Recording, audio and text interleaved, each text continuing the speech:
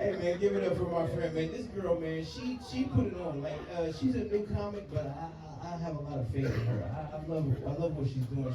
She loves comedy. She loves the camaraderie of comedy and shit. And I just love her spirit, man. Give it up for AugistUlrey.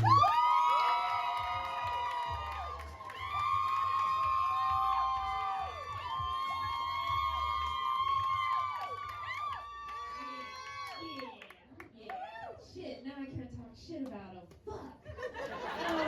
He's so sweet. He was so mean when we started. Guys, I ripped my pants. I ripped my fucking hose. I'm so happy to be here. I helped co-produce this show with Neff, and Neff is just a little bitch. Yes, he is. He's a little bitch, yes. He made me do all this by myself. This is all me, by the way. This is all me.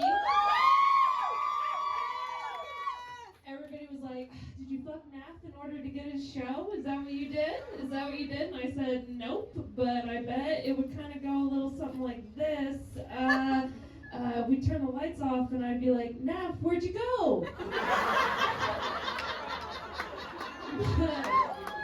But also at the same time, when I turn the lights off, he's like, damn, it got bright in here.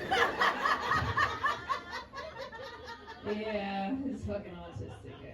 Yeah, he is, for sure. Oh man, I'm so happy to be here. I'm like straight cheesing right now. I bought this dress, fuck it, I ripped my pantyhose, whatever. One thing about me is I'm German, that's my heritage, if you can't tell from my glowy skin. Very, very, very German. And I like to think with all this Nazi shit in the news, that if it was, that time, it was World War II, if I lived over there, was a nice German girl, that I would hide a Jewish boy in my basement for safekeeping. I think I definitely would do that. And I'd be like, oh, yes, look at your Wiener Schnitzel. That's nice, I like that. Yes. Danke. Yeah, do a little bit, play with him, keep him in my basement. I just can't forget about him, though. Because if I forget about him and they're trying to burn our house down because we're hiding Jewish people, that's not good. I get a little smelly, a little gassy, and so I can't do that. But talking about different things, different races, I found out I really, really like weirdos. I like fucking weird ass men. And it started in high school. And I would say that it started with my first boyfriend, my first love. I thought I was gonna marry this guy. This man had a micro penis, okay? So, yeah, that girl over there, she's seen it before. She knows what I'm talking about. Them teeny tiny penises, and men are like, well, were they hard? Like, no, I mean, yeah, they were hard. I mean, as hard as I can get. I mean, it's teeny tiny. But ladies, you don't know if you're smoking, smoking. I wish we could smoke them. That'd be easier than sucking them.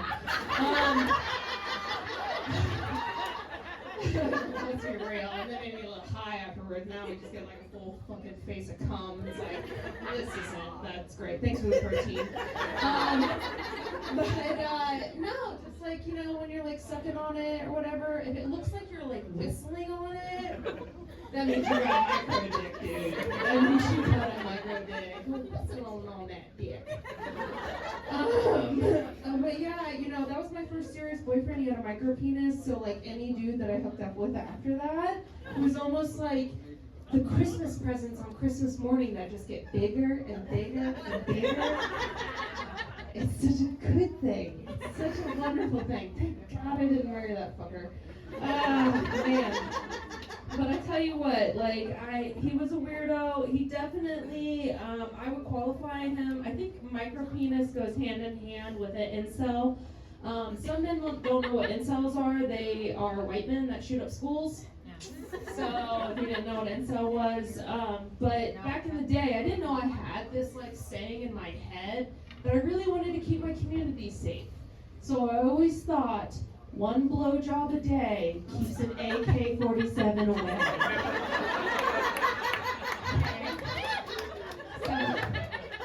Putting my candy, doing what I can. The rest of you should too. I should start talking to high schoolers about that. That should be my speech. I'd be like, hey, you know what you really need to do? You need to find the guy that nobody else likes and go for him. Yes, please, take one for the team. My God. Oh, goodness gracious. Yes. What else?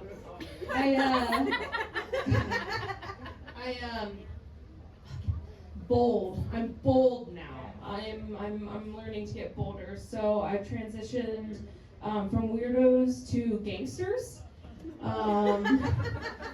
It's been a big leap. It's been a big jump. AKA drug dealers, you know, gotta get that good, whatever. I'm older now, you know, I gotta get the benefits, things like that.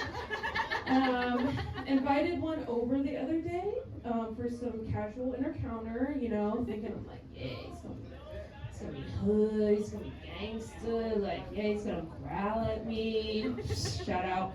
And, you know, like, all of these things, I'm thinking, like, yes, this is gonna be awesome. He puts his Glock down on the nightstand, and I'm just like, fuck, yes, this is on, we're getting it. And he's like, all right, shorty, hold up, just one second, shorty. And then he's like, I got something I wrote for you. And then I'm like, what? And then he pulls out a poem. A poem? Are you kidding me? I didn't think you could read or write. What is happening? Like, no, I don't want a poem. God. And you know what I figured out? I figured out that we, as women, you know, it's a good thing, but let's be real, we Me Too'd these motherfuckers way too hard. And now the gangsters are writing us poems. The men are painting their nails. I don't know what's happening. Like, nobody can, like, get me wet anymore. It's bad. It's so bad. Oh, man. I'm so glad that my dad isn't here tonight. Oh, God. I told him, I was like, you're invited, but I don't think you should come. I don't want you to be ashamed of me, but definitely about this next joke. He probably might agree with this one, to be honest. I agree with this one. So, like, you know, if I was a Disney character, you know, everybody wants to be a Disney princess. I'm a millennial. I want to be a Disney princess and kind of, you know, want to be tortured a little bit. Just a little bit. And I would definitely, out of the men that I dated, I would consider myself like more like of a Jasmine, not because I have like a little bit of Indian in me in my DNA, but because my dad is super wealthy and great, and a wonderful man who provides for me, and I repay him with street rats. So, thanks, Dad. Glad you're not here. Sorry about that. And, but yeah, I'll just leave you guys with this. I tried to, you know, fuck the gangsters. That didn't work out. So, I decided to downgrade and go to this new trend that these women are doing. It's like, it's short men. So it's this new trend. We're downgrading. Sorry, short men. Buckle up for this one. But I love short men. My God, they're just like, they're so good at just like being, you know, whatever, because they have to. I mean, suave, all of that stuff. But they're really good at breaking hearts. They've broken my heart many, many, many times, trying to give them chances. But I honestly think that's because they can't break backs. At least not my back. I can't really kind of get the angle going there. But, I mean, there's other benefits for dating short men. I'm short, I'm only 5'2". I know I got these heels on, but whatever, you know, I'm shorty. I mean, we could trade petite pants. We exchange pants. I honestly think that if we got out of our car and we parked in a handicap spot, nobody would say anything. I don't think anyone would say anything. But my most favorite thing about short men is it when you're riding them backwards during sex, and you're like squatted over like this, and you're like, oh, hey, how you doing back there? And you look down, and they just got these little legs. Just got these cute ass little legs.